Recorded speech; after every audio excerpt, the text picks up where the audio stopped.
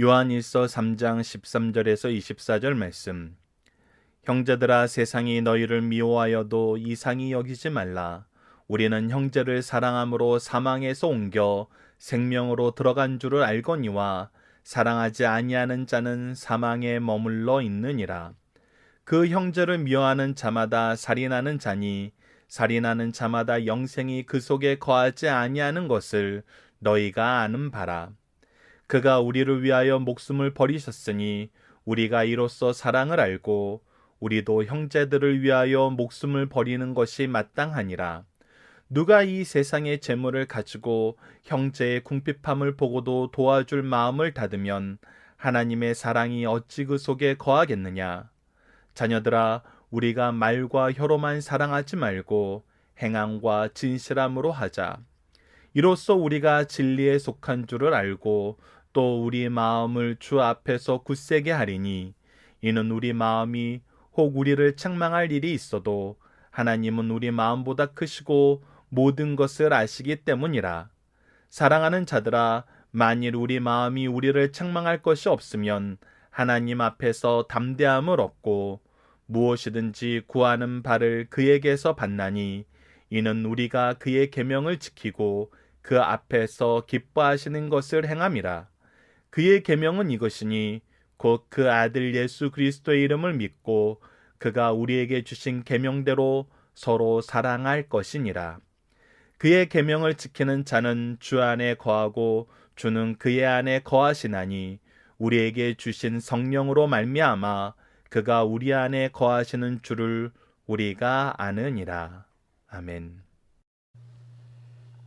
안녕하세요. 승리한 산 가족 여러분, 그리고 강성성경 연구원 여러분. 오늘은 요한일서 3장 13절에서 24절 말씀을 말로만 사랑하지 말고 행함과 진실함으로 하자라는 제목으로 함께 말씀을 나누도록 하겠습니다.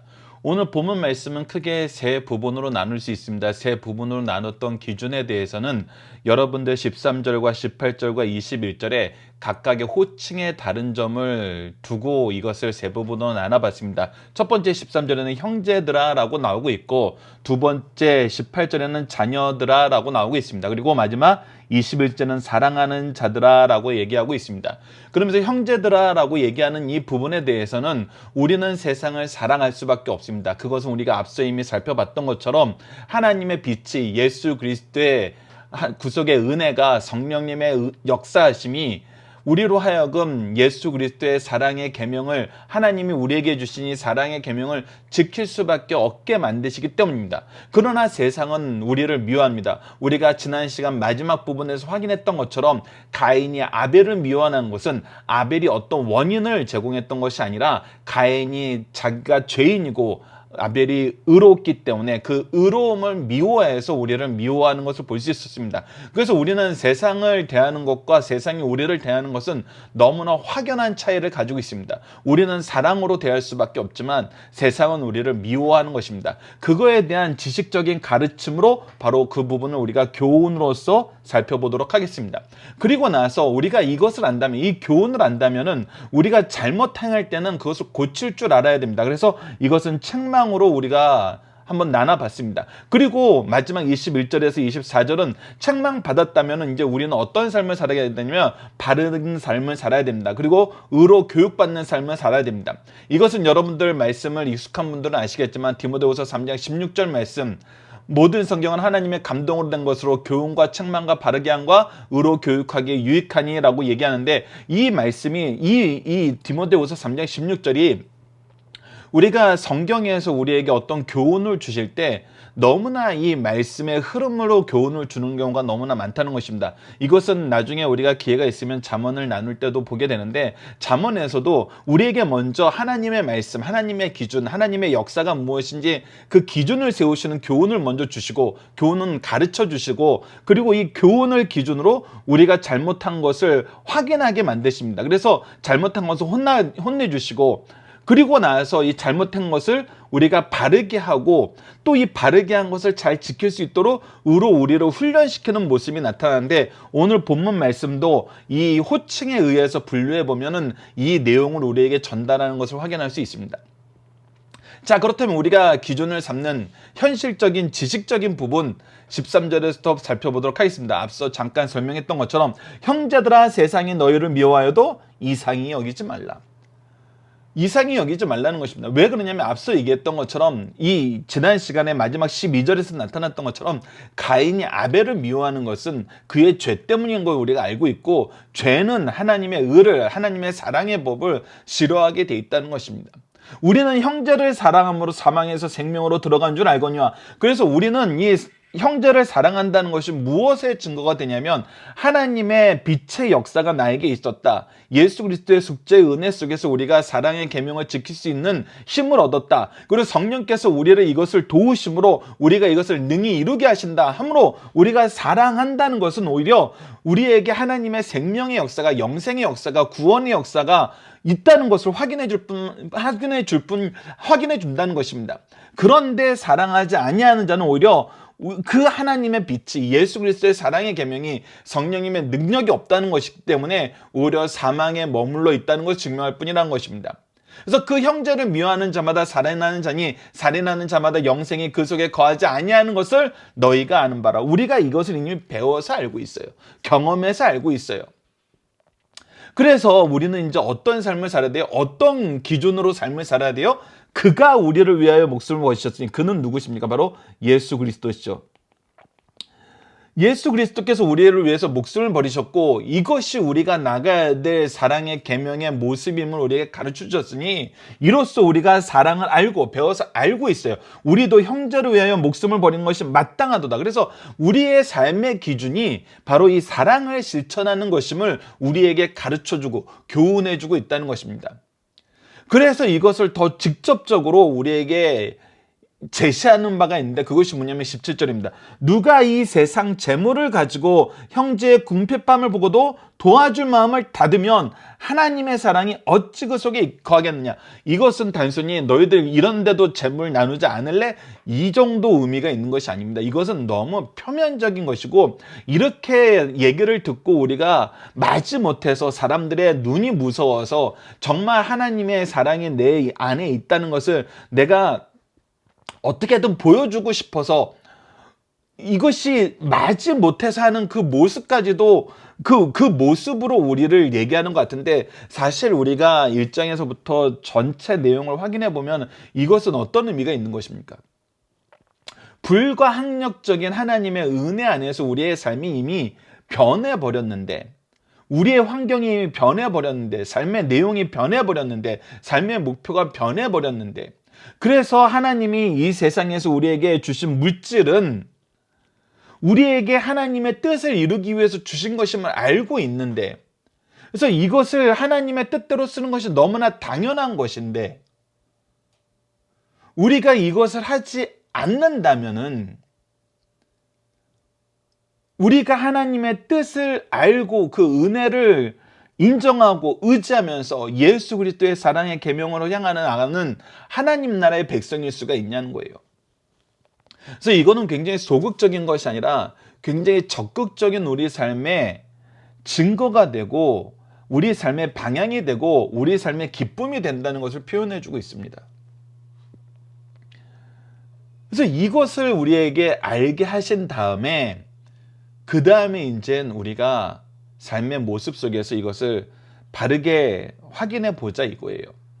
그래서 18절이 나오는 겁니다. 자녀들아, 이 부분은 이제 형제들아 했을 때는 지식적인 우리가 이미 나눴던 그 지식 안에서 예수 그리스도의 한 형제됨으로 우리에게 얘기하지만 이번에는 이제 내가 영적인 스승으로서 먼저 은혜를 받아서 전하는 사람으로서 자녀들아라고 얘기하면서 우리가 말과 혀로만 사랑하지 말고 근데 사랑한다 그러는데 그 사랑의 모습이 정말 위선적인 모습이 있을 수 있다는 거예요. 바로 이 17절을 맞지 못해서 아니면 그냥 겉모습으로 그렇게 표현하고 싶어하는 그런 마음이 있을 때는 우리가 자연스럽게 말과 혀로만 사랑하는 삶을 산다는 것입니다. 그런데 그것은 올바른 것이 아니라 행함과 진실함이 있어야 된다는 것입니다. 실질적으로 하나님이 우리를 사랑하시는 것은 말로만 사랑하시는 것이 아닙니다. 그의 행함으로 우리를 사랑하심을 나타내셨고 증명하셨고 그 다음에 우리로 하여금 이 사랑을 인정하게 만드셨다는 것입니다.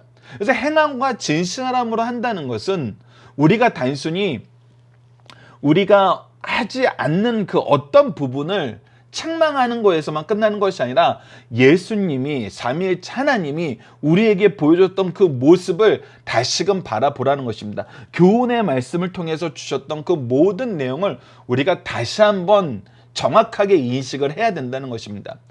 그래서 그것이 어떻게 되는 거냐면 이로써 우리가 진리에 속한 줄을 알고 우리의 마음을 주 앞에서 굳세게 하리니, 그래서 우리가 오히려 행함과 진실함으로 해야 되고 할 수 있도록 우리에게 능력을 주시고 이 능력 안에서 열매를 맺어서 승리하게 하심을 통해서 우리가 오히려 하나님과 일치된 삶을 살고 있다, 하나님과 동행하는 삶을 살고 있다, 하나님의 뜻을 이루는 삶을 살고 있다, 예수 그리스도의 율법을 우리가 지키는 삶을 살고 있다는 것을 우리로 하여금 훨씬 확신을 갖게 한다는 거예요.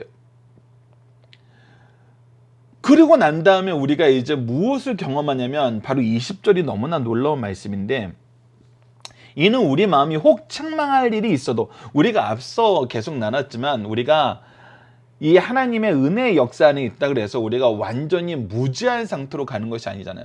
우리가 완전히 거룩한 삶, 영화로운 삶으로 나갈 수 있는 것은 아니잖아요. 우리는 여전히 부족해요. 근데 부족함에도 불구하고 우리가 이 일을 기뻐하면서 계속할 수 있는 이유는 뭐예요? 계속해서 하나님이 우리에게 강조해 주시는 건 뭐냐면, 처음부터 먼저 선언해 놓고 시작하시는 건 뭐냐면, 우리는 자격이 없으나, 우리는 부족하나, 우리는 능력이 없으나 하나님께서 우리를 먼저 사랑하시고 먼저 구원을 성취하시고 우리에게 성령을 허락하셔서 그 은혜 가운데 살게 하셨고, 이 은혜 가운데 삶으로 하나님의 은혜를 기뻐하면서 감사하면서 즐기면서 살 수 있게 하셨기 때문에 우리의 연약함 속에서도 하나님은 우리를 어떻게 하신다? 하나님의 놀라운 은혜의 역사로 우리가 하나님의 자녀로 살게 하신다. 그래서 우리가 책망할 일이 있어도 어떤 것을 경험하게 한다? 하나님은 우리 마음보다 크시고 모든 것을 아시기 때문에 우리가 도리어 굳센 삶으로 계속해서 나아갈 수 있다는 것입니다. 그래서 이것을 우리가 경험하게 되는데, 실천하게 되는데, 어떻게 실천하냐면 21절에서 24절까지의 말씀으로 실천하게 됩니다. 사랑하는 자들아 라고 얘기하면서 이제 이 사랑으로 사는 우리의 본질적인 정체성을 얘기하고 있어요. 내가 너희들을 사랑하는 것 같이 너희들도 나를 사랑하고, 내가 너희들을 사랑했던 것처럼 너희들도 너희들에게 맡겨진 영혼들을 사랑하는 이 사랑의 공동체라는 것을 우리에게 선언해 주면서 무엇을 얘기하냐면, 만일 우리 마음이 우리를 책망할 것이 없으면 하나님 앞에 담대함을 얻고, 그래서 우리가 이제 생각하는 거, 우리가 생활을 하는 방식, 생활의 목표, 이 모든 것이 하나님과 동일한 것이었을 때 우리가 책망할 것이 없는 거거든요. 하나님의 뜻과 일치되는 것, 하나님의 계획을 이루는 삶으로 나아가면은 우리가 그의 앞에 담대함을 얻어서, 이 담대함이 무엇을 위한 담대함이냐면, 무엇이든지 구하는 바를 그에게 받나니 이는 우리가 그의 계명을 지키고 그 앞에서 기뻐하시는 것을 행함이라. 이 내용이 담대함의 내용이에요. 우리가 그의 계명을 지키고 그가 기뻐하시는 것을 행하기 위해서는 위할 때 하나님께 무엇이든지 구하면 받을 것을 얻으리라는 담대함, 기도에 응답이 있을 것이라는 확신. 왜? 우리가 그의 계명이 무엇인지 알고 그가 기뻐하는 것이 무엇인지 알고 이것을 즐거워하고 이것이 우리의 삶의 내용이 되고 삶의 목표가 되고 이유가 되기 때문에. 그래서 다시 한번 그 계명, 하나님이 기뻐하시는 그것을 우리에게 다시 한번 강조해 줍니다. 그래서 이것이 우리가 훈련받는 삶의 모습이라는 거예요. 그의 계명은 이것이니 곧 그 아들 예수 그리스도의 이름을 믿고, 이 예수 그리스도의 이름을 믿는다는 건 뭐예요? 하나님께서 이 예수 그리스도를 우리에게 보내주셨다는 거예요. 하나님의 역사 안에서 하나님이 그의 아들로서 그리스도로 메시아로 예수를 보내주셨다는 것을 그 구속의 역사 계획을 믿고 우리에게 주신 계명대로 서로 사랑하시지, 그리고 그 예수님께서 우리에게 주신 사랑의 율법을 주셨으니, 그리고 이 사랑의 율법이라는 것은 예수님이 오셔서 새롭게 주신 것이 아니라 이미 구약에서 하나님께서 이루시고자 하시는 그 계명의 내용이었는데, 이것을 우리가 스스로 이루기에는 어떤 방식으로도 스스로 이룰 수 없는 거였지만 하나님께서는 예수 그리스도를 통해서 이것을 이루시고 우리로 하여금 이것을 이룰 수 있는 은혜를 누리게 하셨다는 거예요. 그래서 그 계명을 지키는 자는 주 안에 거하고 주는 그 안에 거리니, 그래서 우리가 예수 그리스도와 하나 된 삶을 살았다는 거예요. 예수 그리스도와 하나 된 삶을 살았다는 것은 누구와 하나 된 삶을 사는 거예요? 바로 보내신 아버지 하나님과 하나 된 삶을 사는 거예요. 그리고 우리가 이 모든 것을 이룰 때 우리를 이 구속의 역사에 적용시켜 주시는 분이 누구냐면 우리에게 주신 성령으로 말미암아 그가 우리 안에 거하신 줄을 우리가 아느니라. 그래서 하나님이 우리에게 주신 세 가지가 있는데, 그것이 뭐냐면 그 아들 예수 그리스도를 우리에게, 그 이름을 우리에게 주셨고, 그를 통해서 사랑의 계명을 주셨고, 그리고 이 사랑의 계명을 이루기 위해서 성령을 주셔서 우리로 하나 되게 하셨다는 것입니다. 그의 뜻을 이루게 하시고, 그의 뜻을 이루는데 그에게 무엇이든지 부탁하면 들어주시는 하나님의 능력의 통로를 우리에게 허락해 주셨다는 거예요. 이 능력의 통로가 바로 무엇을 통해서 구현됩니까? 바로 기도를 통해서 구현되죠. 그래서 결국은 우리가 말씀과 기도라는 거예요. 말씀과 기도. 말씀과 기도의 역사가 우리의 삶 속에 충만하게 된다는 것입니다. 그래서 말씀과 기도의 훈련을 받는 거, 이 교육을 받는 거, 성령의 그 안에서 성령의 역사하심을 경험하는 거, 이것이 잘 이루어지는 가문, 이것이 활발하게 이루어지는 교회가 믿음의 명문가요, 하나님이 쓰시기에 기뻐하는 교회가 된다는 것입니다. 그래서 이 교육은 너무나 중요해요. 교회가 이 교육을 정말 실천하는 것은 너무나 중요합니다. 그래서 항상 무엇부터 시작하는 거예요? 하나님의 말씀에 대한 가르침부터 시작되는 거예요. 기준을 가르쳐 줘야 돼요. 기준을 통해서 이제 점검할 수 있어야 돼요. 점검한 것 중에 잘못된 거는 고쳐야 되고, 고친 것이 잘 자리 잡을 수 있도록 훈련시켜야 되는 거예요. 그래서 여러분들 디모데후서 3장 16절은 항상 기억하시면서 우리가 자녀들을 양육하는데, 교회 교육 프로그램을 만드는데, 더 나아가서 모든 학문을 하는데도 이 프로세스는 너무나 우리에게 유익하다는 것입니다. 먼저 기준을 잘 가르치시고, 기준을 통해서 구분하게 하시고, 구분한 것 중에 잘못된 건 고치게 하시고, 고친 것은 잘 자리 잡을 수 있도록 훈련시키는. 그래서 오늘 본문 말씀처럼 형제들아, 자녀들아, 사랑하는 자들아 라고 얘기하면서 우리가 함께 사랑의 공동체로 이 거듭남을 인식하고, 또 거듭남 안에서 훈련받을 수 있도록 우리가 계속해서 교육을 해야 되는 것입니다. 자, 이제 본문 묵상을 통해서 간단하게 복습을 해보도록 하겠습니다. 생명이 있다는 것은 무엇을 통해서 나타나요? 바로 형제 사랑하는 것, 우리가 이 사랑의 계명을 지키는 것을 통해서 나타난다는 것입니다. 두 번째는 성도가 사랑할 수밖에 없는 이유는 무엇입니까?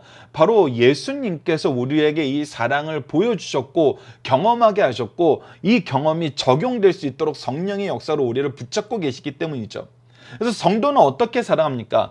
말과 혀로만 하는 것이 아니라 행함과 진실함으로 예수님께서 우리에게 보여줬던 그 모습으로 우리가 한다는 것입니다. 성도가 행함과 진실함으로 사랑한다는 것은 무엇을 증명해 주나요? 우리가 하나님의 사랑 안에서, 하나님의 말씀의 은혜 안에서, 성령의 역사 안에서, 삼위일체 하나님의 이 구속사 안에서 우리가 그의 자녀로, 그의 제자로, 그의 백성으로 살고 있다는 것을 오히려 증명해 주시고, 오히려 이것을 이루시는 하나님이 우리와 항상 함께하고 있음을 오히려 증명해 주고 있다는 것입니다.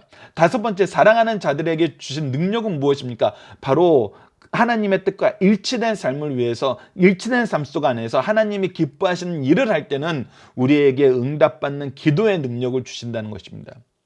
그래서 우리가 로마서 8장 37절에서 나타난 것처럼, 32절에서 나타나는 것처럼 그 아들도 아끼시는 하나님께서 우리에게 무엇을 아끼시겠냐는 것입니다. 무엇이든지 구하는 그것을 우리에게 허락해 주신다는 겁니다. 하나님은 아끼고 안 주려고 막 이렇게 감춰놓는 분이 아니라는 것입니다. 오히려 우리가 잘못 구하고 하나님의 뜻과 일치된 것이 아니라 우리의 뜻을 이루려고 하고 오히려 죄악에 달려가는 것을 구할 때는 하나님께서 안 된다고 하시지만, 우리가 하나님의 뜻과 일치된 삶 안에서 기도할 때는 반드시 응답해 주신다는 것입니다. 마지막 6번째 문제입니다. 성도는 어떻게 누구를 통해 무엇을 함으로 그리스도와 하나됨을 경험하나요? 우리가 성령으로 말미암으로 했어요. 성령을 통해서 우리가 예수 그리스도의 이름을 믿고 주의 계명으로 서로 사랑하고 그와 하나 되는 삶을 경험함으로 우리가 그리스도와 하나됨을 우리가 확신하게 된다는 것입니다. 그래서 우리가 사랑을 할 수 있는 것, 사랑할 수 있는 그 훈련과 환경 속에서 살게 된 것, 그리고 그 안에서 하나님의 능력을 경험하게 된 것, 이 모든 것이 하나님이 우리를 사랑하시고 우리가 그와 하나됨을 증명해 주는 거라는 거예요. 그래서 사랑하는 것이, 사랑으로 세상을, 우리를 미워하는 미움을 이기는 것이 우리가 그리스도의 자녀됨을, 제자됨을, 그의 일꾼됨으로 오히려 증명해 준다는 것입니다. 자, 본문의 중심 사상을 봅시다. 요한 1서의 주제는 예수 그리스도로 말미암은 영생입니다. 요한 1서는 예수 그리스도는 참 하나님이시며 영생하는 분이심을 알게 하고 예수 안에 거하는 자에게는 반드시 영생이 주어진다는 것을 밝히고 있어요. 이는 성도들로 하여금 구원에 대한 절대적인 확신을 갖게 합니다. 요한 1서의 서론은 1장 1절에서 4절, 그리고 본론은 1장 5절에서 4장 21절, 결론은 5장 1절에서 21절로 구분되는데, 본론의 구성은 다음과 같습니다. 첫 번째, 1장 5절에서 2장 17절, 우리가 지난 시간 처음 부분에서 살펴봤던 것은 바로 각종 교제를 통해서 성도의 자아를 충실하게 우리에게 나타내주고 있는데, 빅 대신 하나님과의 사귐, 그리스도의 사랑으로 사랑함, 그리고 성도의 교제를 통해서 승리하는 하나님의 은혜를 경험하는 것이 그 내용이고, 두 번째 2장 18절에서 3장 12절에는 이단을 경계하는 건데, 내적 충실을 기한 성도들의 외적으로 이단 식별, 물리침에 대해서 얘기하고 있는데, 이단들의 기본 성격, 이단을 막는 방법, 범죄자에 대한 성도의 자세에 대해서 우리에게 가르쳐 줬습니다. 그리고 오늘 본문 말씀부터는 형제 사랑하는 말씀인데, 3장 13절에서 4장 21절까지 인데, 오늘 본문 말씀 안에서는 사랑의 본질을 말하고 있고, 그리고 우리가 4장 1절에서 6절까지 말씀에는 사파적 사건의 영들을 분별하는 거, 그리고 4장 7절에서 21절은 이렇게 사랑하라는 교훈의 말씀으로 구성되어 있습니다. 오늘 본문의 중심 사상은 다음과 같습니다. 첫 번째, 세상에는 하나님의 자녀와 마귀의 자녀들이 함께 살고 있다는 것입니다. 하나님의 자녀들은 마귀의 자녀들에게 미움과 핍박을 받고 있어요. 그 이유는 성도들이 자기들과 같이 세상적으로 살지 않기 때문입니다. 가인이 그 형제 아벨을 죽인 것도 친형제를 죽일 만한 잘못이 있어서가 아니라, 즉 아벨이 원인을 제공한 것이 아니라 하나님 앞에 자기의 악한 행위가 드러나고 동생의 의로운 행위가 하나님께 인정받았기 때문에 죽인 거였어요. 그의 악으로 인해서 죽인 거였어요. 그의 죄로 인해 죽인 거였어요. 오늘도 이런 현상은 어디나 보편적으로 일어나고 있다는 것입니다. 그런데 분명하게 사는 내용, 방식이 다르다는 거예요. 세상은 우리를 미움으로 대하지만 우리는 끝까지 무엇으로 대해야 된다는 거예요. 사랑으로 대해야 된다는 거예요. 그래서 이것이 영적인 전쟁이라는 거예요. 일반적인 전쟁은 우리가 정말 눈에는 눈, 이에는 이, 이렇게 싸울 수 있지만, 영적인 전쟁은 여러분들, 우리가 싸우는 무기는 하나님의 말씀, 그리스도의 율법을 이루는 사랑의 계명이라는 거 우리가 기억하셔야 됩니다. 그래서 때를 얻든지 못 얻든지 말씀을 전하는 계기로 삼는 것이 너무나 중요합니다. 두 번째, 하나님 사랑과 이웃 사랑은 별개의 것이 아니요 안과 밖의 관계라는 것입니다. 보편적으로 세상 사람들은 남에게 무언가를 얻으려고 합니다. 그러나 하나님의 사람들은 주 안에서 남에게 무언가를 주려고 합니다. 그 이유는 성도는 무한하신 하나님을 소유하고 있으므로 하나님의 속성을 닮아 원수를 사랑하며 불행한 자를 더욱 사랑하기 때문입니다. 즉, 우리가 사랑할 수 있는 것은 우리가 사랑이 많고 억지로 사랑을 짜내서 하는 것이 아니라, 하나님이 우리에게 이미 무한한 사랑을 허락하여 주셨고, 이 사랑으로 살아나갈 수 있도록 하나님께서 삼위일체 하나님의 역사 안에서 우리를 붙잡아주고 계시고, 보호해주고 계시고, 공급해주고 계시고, 우리에게 필요한 능력을 허락해 주신다는 것입니다. 사실 형제 사랑은 하나님에 대한 믿음과 사랑이 자라게 하고 형제 사랑이 없으면 하나님에 대한 믿음과 사랑도 식게 됩니다. 그러면서 동시에 형제를 사랑하는 것을 통해서 하나님이 우리를 사랑하심을, 이 사랑의 율법으로 우리를 살게 하신 이 언약이, 이 명령이, 이 역사가 실제로 일어남을 확인하게 하므로 우리가 더욱 하나님을 사랑할 수 있게 만들고 더욱 하나님의 사랑을 받게 만든다는 것입니다. 그러므로 누구든지 하나님을 사랑하노라 하면서 그 형제를 사랑하지 아니하는 자는 거짓말하는 자라는 사실을 가르쳐주는 동시에 하나님 사랑과 형제 사랑이 하나인 것도 우리에게 가르쳐주고 있습니다.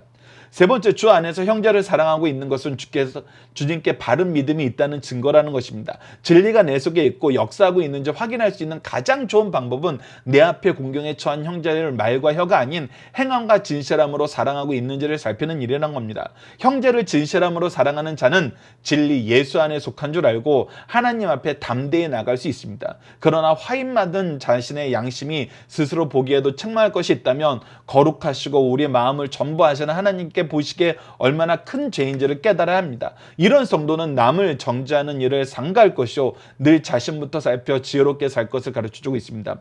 마지막 네 번째, 우리에게 분리할 수 없는 두 명령인데 첫째는 주 예수를 믿으라, 둘째는 계명대로 서로 사랑하라는 것입니다. 이것을 따로 지키는 명령이 아니에요. 예수님 믿는 것과 형제 사랑은 연결된 동작이라기보다는 하나의 동작이에요. 이것이 같이 실천된다는 것입니다. 이때 자신이 주 안에 있고 주의 성령이 자신 안에 있다는 것을 확인하게 되고 오히려 우리가 이 사랑을 통해서 예수님을 믿고 사랑하는 이 삶을 통해서 우리 자신이 더 분명한 증거를 얻게 된다는 것입니다. 이는 하나님과 친밀한 연합을 있다는 사실을 확인해 줌으로써 우리가 하나님과 하나됨을 오히려 이 사랑의 계명 예수 그리스도를 통해서 사랑의 계명을 실천하게 하심을 통해서 확인한다는 거예요. 자, 본문 다짐입니다. 예수님께서 말씀하신 살인의 범위는 어디까지입니까?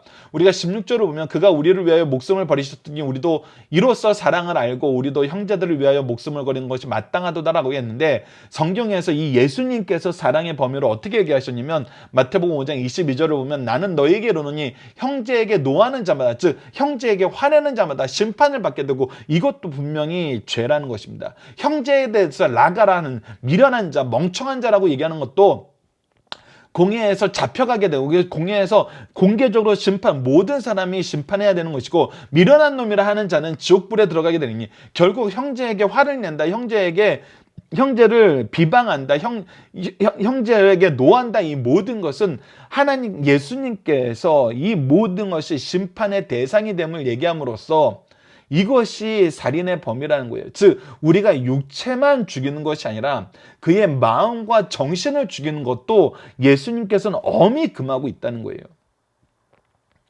그래서 우리는 항상 연약한 사람이 연약한 부분이 무엇인지 아는 것이 중요해요. 우리가 사랑을 한다는 것은 사랑받는 사람에게 대해서 우리가 더 잘 알아가는 것입니다. 여러분들, 하나님이 우리에게 사랑을 주셨을 때 그 사랑의 놀라움을 설명하면서 우리가 자주 쓰는 표현이 무엇입니까? 나보다 날 더 잘 아시는 주님이라고 얘기하잖아요. 근데 여러분들이 이것이 우리가 세상을 사랑할 때도 우리가 사랑을 베풀 때도 동일합니다.